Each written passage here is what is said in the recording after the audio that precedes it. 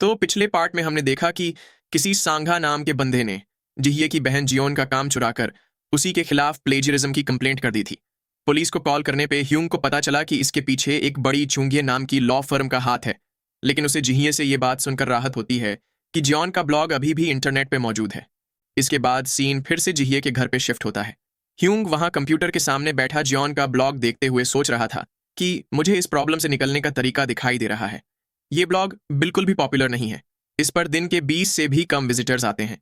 फिर उसने जियोन से पूछा कि तुमने कहा था कि तुम हर दिन एक चैप्टर पोस्ट करती थी, राइट? जियोन ने उसे हाँ में जवाब दिया। ये सुन ह्यूंग किसी क्यूटसी का नाम लेकर सोच में पड़ गया। जियोन ने पूछा कि उस नाम के बारे में क्या? ह्यूंग ने बताया कि मैंने अभी अभी ये पता किया है कि सिर्फ वो क्यूटसी नाम का बंदा ही तुम्हारे ब्लॉग पे हर दिन आता है। तुम्हारे ब्लॉग को पोस्ट और मैनेज करना बंद कर देने के बाद भी वो कम से कम हफ्ते में एक बार तो आता ही है। ये थोड़ा अजीब है। उसके लिए ब्लॉग पे देखने को कुछ नहीं बचा था, लेकिन फिर भी वो हर दिन आता रहा, जैसे कि वो तुमसे किसी चीज का इंतजार कर रहा हो। जिहिए ने भी उसकी बात से अग्री कर कहा कि मुझे भी इस पे आश्चर्य हो रहा है कि वो कोई नया ब्लॉग ना होने के बाद भी वापस क्यों आता होगा। ह्यूंग ने बताया कि वैसे इस ब्लॉग पे एक चीज तो है, और वो है जियोन का काम। इतना बोल वो ब्लॉग को ब्राउज करते हुए सोचने लगा कि चलो थोड़ा रिसर्च कर लेते हैं। उस बंदे के कुछ ट्रेसेस इंटरनेट पे जरूर होंगे। तभी उसे वो मिल गया।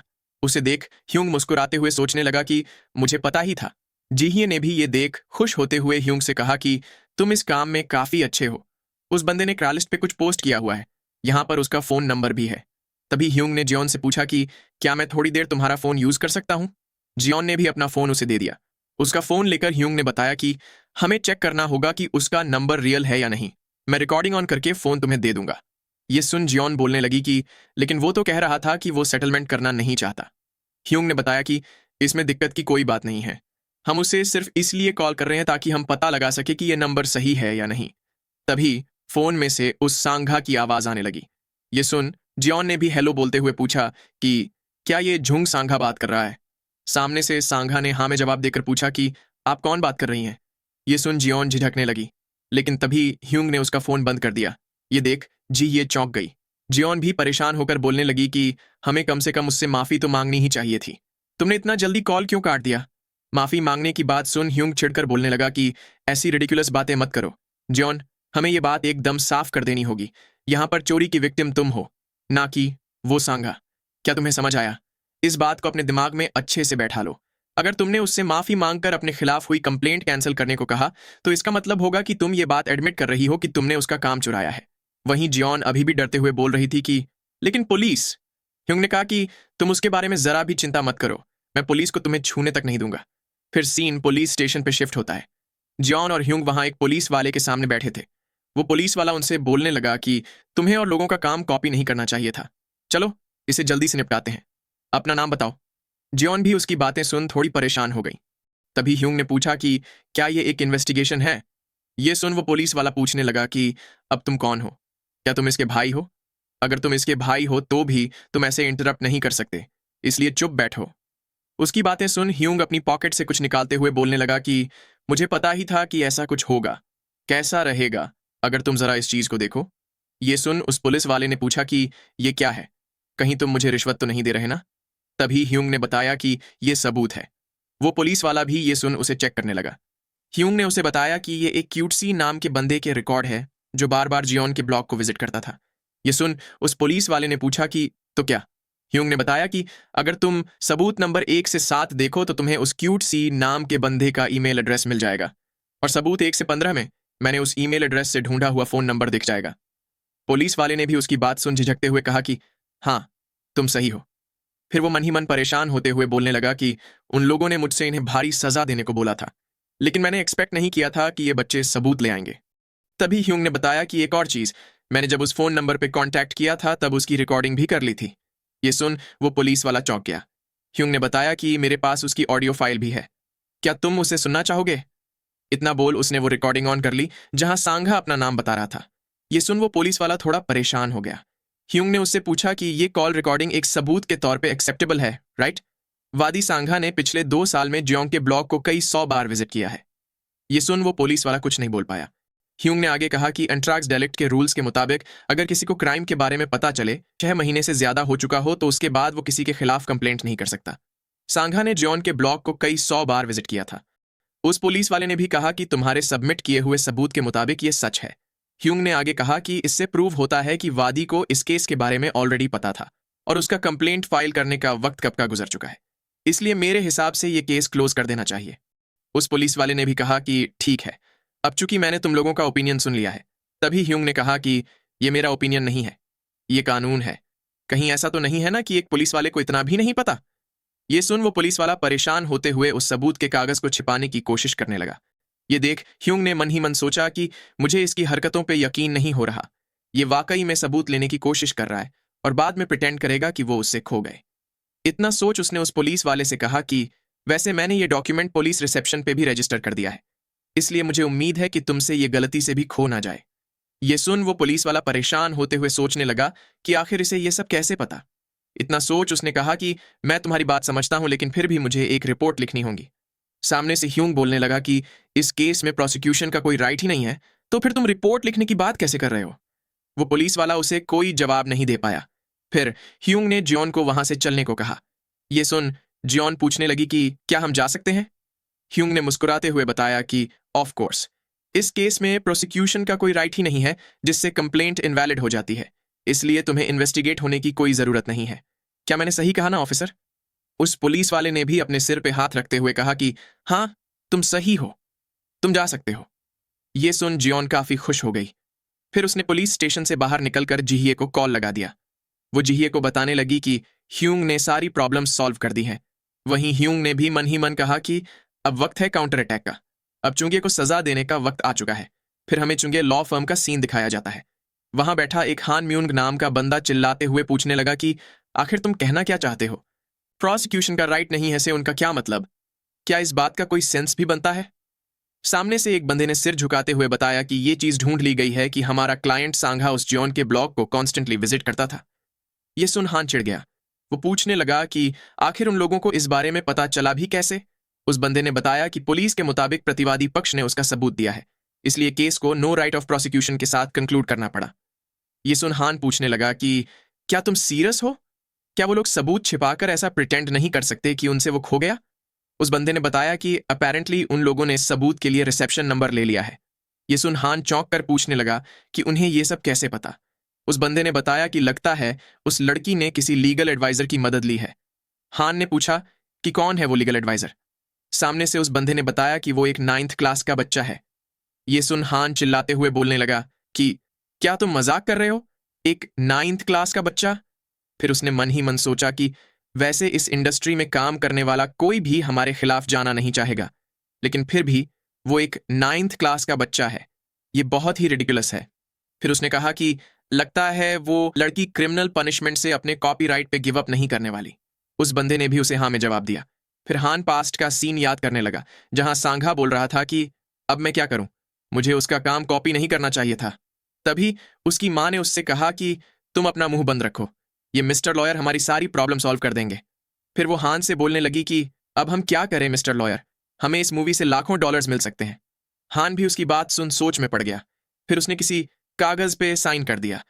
वो बोलने लगा कि आप लोग चिंता मत कीजिए, हम उसके कॉपीराइट को जबरदस्ती ले लेंगे। कैसा रहेगा अगर हम लॉयर की फीस $2.5 लाख सेट करें।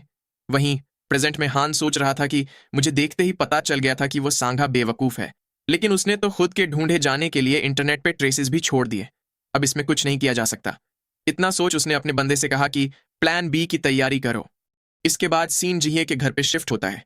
ह्यूंग बोल रहा था कि अभी ये फाइट खत्म नहीं हुई, वो लोग अब हमें सिविल एक्शन से अटैक करना शुरू कर देंगे। ये सुन जिहिए परेशान होकर पूछने लगी कि वो लोग हमें इतना हैरेस क्यों कर रहे हैं। ह्यूंग ने उन्हें बताया कि $1 मिलियन उस सांघा ने बुक्स बेचकर $1 मिलियन कमाए हैं। ये सुन जिहिए और जॉन दोनों ही हैरान रह गई। ह्यूंग ने आगे बताया कि अगर वो लोग तुमसे कॉपीराइट नहीं ले पाए तो उन्हें तुम लोगों को कॉम्पेंसेशन के तौर पे बहुत सारे पैसे देने पड़ेंगे। इससे अच्छा तो वो तुम्हारा मरना पसंद करेंगे। ये सुन जॉन परेशान हो गई। तभी ह्यूंग ने कहा कि इसलिए इस बार पहला हमला हम करेंगे। ये सुन जॉन कंफ्यूज हो गई। ह्यूंग ने बताया कि अगर हम पहला हमला करें तो उन्हें ज्यादा डैमेज होगा, हम इसे अपने एडवांटेज के तौर पे यूज करेंगे। जॉन भी उसकी बात समझ गई।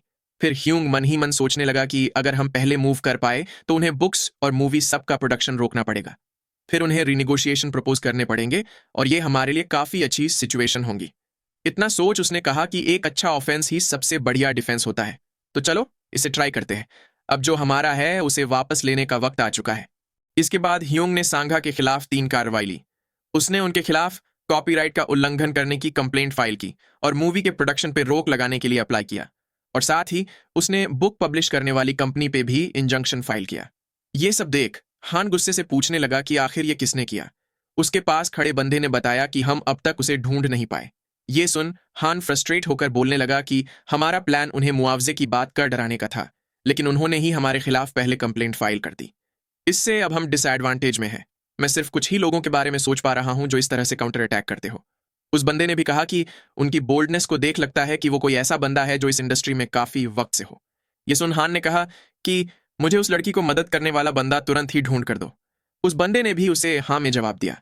हान ने कहा कि अब हमें पहले डिफेंड करना शुरू करना होगा। फिर सीन वापस से जिहिए के घर पे शिफ्ट होता है। जिहिए मुंह बनाकर बोलने लगी कि क्या तुम ये चाहते हो कि मैं इसे पहनूं? जॉन ने भी ह्यूंग से कहा कि मुझे नहीं लगता कि मैं ये कर पाऊंगी। लेकिन उनके सामने गंदे कपड़े लेकर खड़ा ह्यूंग हंसते हुए उन्हें मनाकर बोलने लगा कि तुम्हें ये करना ही होगा। वो बहनें बोलने लगी कि लेकिन ये तो बहुत ही गंदा स्मेल कर रहा है और ये बहुत ही ज्यादा गंदा है। जॉन ने पूछा कि क्या हमें वाकई में इसे पहनना होगा? ह्यूंग ने उसे हाँ में जवाब दिया। फिर उसने जॉन से कहा कि मेरी बात ध्यान से सुनो। अब ये सब माइंड गेम्स हैं। मुझे यकीन है कि वो लोग जितना हो सके उतना जल्दी इस लॉसूट को निपटाने की कोशिश करेंगे। इसलिए हमें भी इस लॉसूट के लिए अपना खुद का फ्लो और पेस बनाना होगा। ये संघर्ष का वॉर है। अगर उन लोगों ने वक्त मिस कर दिया तो उन्हें बहुत ही ज्यादा डैमेजेस से सफर करना होगा। वो इस लॉसूट को जितना हो सके उतना जल्दी निपटाने के लिए हर तरफ पैरवी करेंगे। लेकिन हमारे पास ये करने के पैसे नहीं हैं। लेकिन मैं ऐसा नहीं बोल रहा कि हमारे पास इसे जीतने का कोई तरीका नहीं है। चूंकि हमारे पास पैरवी करने के पैसे नहीं हैं, तो हमें कम से कम मीडिया को तो अपनी तरफ रखना ही चाहिए। ये सुन जॉन ने पूछा कि क्या इसलिए मुझे ये कपड़े पहनने होंगे? ह्यूंग ने उसे हाँ में जवाब देकर पूछा कि क्या तुम्हें ये स्ट्रैटेजी जानी पहचानी नहीं लग रही? पॉलिटिशियंस और फैमिली बिजनेसमैन को जब कोर्ट अटेंड करनी पड़े तो वो व्हील चेयर पर बैठ जाते हैं ताकि उन्हें पब्लिक की सिंपैथी मिल सके। ये उसी की तरह है। इतना बोल वो अपनी फीस याद कर रोते हुए सोचने लगा कि मैं इस स्ट्रैटेजी को सिर्फ लाखों डॉलर्स वाले लॉसूट्स पे ही यूज करता हूं। फिर उसने एक कागज जियोन की ओर बढ़ाकर कहा कि ये रही तुम्हारी स्क्रिप्ट। लॉ डिस्प्यूट्स लिटरली शब्दों के वॉर्स होते हैं, इसलिए लॉयर्स यूजुअली तुम्हें पढ़ने के लिए स्क्रिप्ट देते हैं। सामने से जॉन पूछने लगी कि क्या तुम ही हमें कोर्ट में डिफेंड नहीं कर सकते? ह्यूंग ने बताया कि अभी मैं एक प्रॉपर लॉयर नहीं हूं, मैं तुम्हें बस ऐसे ही मदद कर सकता हूं। लेकिन तुम्हें कोर्ट में डिफेंड करना इलीगल कंसिडर किया जाएगा। इसके लिए तो तुम मुझे खाना भी खरीद कर नहीं दे सकती। इतना बोल उसने मन ही मन कहा कि मुझे जितना हो सके उतना जल्दी अपना लाइसेंस चाहिए। फिर उसने जॉन से कहा कि तो चलो स्क्रिप्ट पढ़ लेते हैं। तो जियोन एक गरीब फैमिली की बेटी है जिसका सपना है कि वो एक दिन राइटर बन सके। वो अपनी फैमिली के लिए छोटी उम्र से ही काम कर रही है।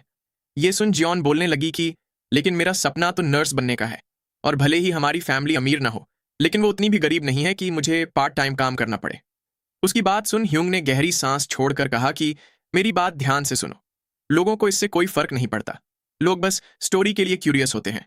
हमारी कहानी इस पर है कि कैसे तुमने इतनी मुश्किल भरी सिचुएशन में वो नॉवेल लिखी थी। जियोन भी उसकी बात समझ गई। फिर वो मुस्कुराकर ह्यूंग से बोलने लगी कि ये स्क्रिप्ट देखकर तो लगता है कि तुम फ्यूचर में राइटर के तौर पे सक्सेसफुल करियर बना सकते हो। ह्यूंग ने भी ये सुन सोचते हुए कहा कि हाँ, शायद। ऐसे ही कुछ दिन बीत जाते हैं। हमें एक ब्रॉडकास्टिंग स्टेशन का सीन दिखाया जाता है। जियोन की स्टोरी के बारे में इंटरव्यू पब्लिश होने के बाद लोगों का ओपिनियन डिवाइड हो चुका था। कुछ लोगों को उन बहनों के लिए सिंपैथी फील हो रही थी, वहीं कुछ लोगों का कहना यह था कि इस बात का कोई सबूत नहीं है। ह्यूंग भी ये सब नोटिस कर रहा था। वो मन ही मन सोचने लगा कि लगता है ज्यादातर पब्लिक का अभी भी ये मानना है कि सांघा ही असली राइटर है, क्योंकि हमारे पास सबूत के तौर पे दिखाने के लिए सिर्फ ओरिजिनल फाइल्स और नॉवल के डॉक्यूमेंट्स ही है। फिर हमें बर्गर प्लेस का सीन दिखाया जाता है। जिंगे बोलने लगी कि अब हम क्या करें, कोई भी लॉयर्स हमारा केस लेने के लिए तैयार नहीं होंगे। ह्यूंग ने भी ये सुन सोचा कि मीडिया का रिएक्शन मीडियोकर है और हमारा ओपोनेंट छूंगे होने की वजह से कोई भी लॉयर्स हमारा केस नहीं ले रहे। लेकिन हम ऐसे ही बिना लॉयर के कंटिन्यू नहीं कर सकते। अब मैं क्या करूं? तभी जिये ने उससे पूछा कि क्या तुम्हारा हमें डिफेंड करना वाकई में कानून के खिलाफ है? ह्यूंग ने उसे हाँ में जवाब देकर बताया कि यह कानून के खिलाफ है क्योंकि मैं एक ऑफिशियल लॉयर नहीं हूं। ये सुन जिये ने पूछा कि तो क्या मेरी बहन खुद को खुद से ही डिफेंड कर सकती है? ह्यूंग ने बताया कि मुझे नहीं लगता कि ये अच्छा आइडिया होगा। ये सुन जिये परेशान होकर पूछने लगी कि तो क्या इसका कोई तरीका है? ह्यूंग ने कहा कि हमें बस एक लॉयर की जरूरत है। इतना बोल उसने मन ही मन सोचा कि मैंने सब कुछ तैयार कर रखा है, इसलिए मुझे बस एक लीगल रिप्रेजेंटेटिव की ही जरूरत है। मैं ऐसे किसी के बारे में नहीं सोच पा रहा जो हमारी मदद कर सके। तभी उसका फोन बजने लगा। यह उस काउंसलर का कॉल होता है जिसने स्वयं के दायरियों ग्रुप वाले केस में उनकी मदद की थी। उस काउंसलर का कॉल देख ह्यूंग सोचने लगा कि मुझे एग्जैक्टली इसी की जरूरत थी। इतना सोच उसने कॉल उठाकर काउंसलर से पूछा कि कैसे हैं आप। काउंसलर ने बताया कि मैं तो तुम्हारी वजह से बढ़िया हूं। वैसे मैंने सुना है कि हमारे छोटे लॉयर साहब ने फिर से खुद को मुश्किल में फंसा लिया है। ये सुन ह्यूंग ने पूछा कि मुश्किल। सामने से काउंसलर ने कहा कि तुम्हें तो पता ही होगा कि हमारे चेयरमैन की तुम पर नजर है, राइट। ह्यूंग भी चेयरमैन मिंताएक को याद कर सोचने लगा कि मुझे ऐसी फीलिंग आ ही रही थी। इतना सोच उसने काउंसलर को हाँ में जवाब दिया। काउंसलर ने आगे पूछा कि मैंने सुना है इस बार वो कोई कॉपीराइट्स का केस है, वो कैसा चल रहा है। ह्यूंग ने बताया कि सच कहूं तो ये काफी मुश्किल हो रहा है। ये सुन काउंसलर ने कहा कि मुझे लगा ही था, क्या मैं तुम्हारी छोटी मदद कर सकता हूं। ये सुन ह्यूंग पूछने लगा कि क्या तुम दायरियों ग्रुप की पावर का यूज कर जज पे प्रेशर बनाने वाले हो। काउंसलर ने हाँ में जवाब देकर बताया कि हम ऐसा कर सकते हैं। लगता है कि चूंगे हर तरफ पैरवी करता फिर रहा है। ये सुन ह्यूंग ने कहा कि थैंक यू, ऐसा करने से वो लोग अपने पैसों से और ज्यादा नहीं खेल पाएंगे। इतना बोल वो जिहिए को इशारा कर हंसने लगा। सामने से काउंसलर ने पूछा कि क्या तुम्हें कुछ और चाहिए। ये सुन ह्यूंग कुछ बोलने की कोशिश करने लगा। काउंसलर ने पूछा कि तुम हेजिटेट क्यों कर रहे हो, जो भी हो वो बता दो। ये सुन ह्यूंग ने पूछा कि बाय एनी चांस क्या तुम्हारे कोई लॉयर है जो हमारी मदद कर सके। काउंसलर ने उसकी बात पर विचार करते हुए बताया कि हमारे पास एक बेबी लॉयर है जिसने रिसेंटली ही लॉ फर्म को ज्वाइन किया है। बेबी लॉयर की बात सुन ह्यूंग सोचने लगा कि यह जरूर किसी रूकी लॉयर की बात कर रहा है जिसने हाल ही में अपना लाइसेंस पाया हो। यह ठीक रहेगा। तभी काउंसलर ने पूछा कि तुम्हें बेबी लॉयर का मतलब तो पता ही होगा, राइट। ह्यूंग ने खुश होते हुए कहा कि ऑफ कोर्स मुझे पता है, वो ऐसी सिचुएशन के लिए परफेक्ट रहेगा। उसकी बात सुन काउंसलर हंसते हुए बोलने लगा कि तुम तो अभी लॉयर भी नहीं हो, लेकिन फिर भी तुम्हें इसका मतलब पता है। खैर, वो लॉयर इस फील्ड में अभी उतनी एक्सपीरियंस्ड नहीं है, इसलिए मुझे उम्मीद है कि तुम उसे कुछ चीजें सिखा सको। ह्यूंग ने भी उसे हाँ में जवाब दिया।